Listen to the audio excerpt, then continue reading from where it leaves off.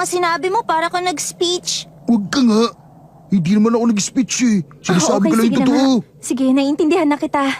Gawin niyo na kung anong gusto niyong gawin. Ang mga ordinaryong mamamayan lang naman ang magdurusa, lalo na ang mga mahihinang babaeng tulad ko.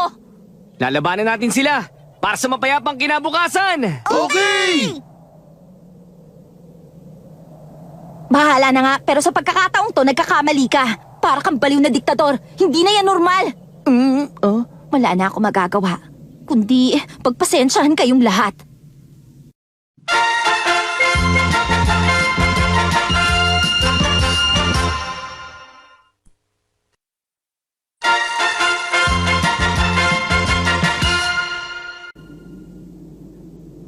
Sige, 3 taon mula ngayon.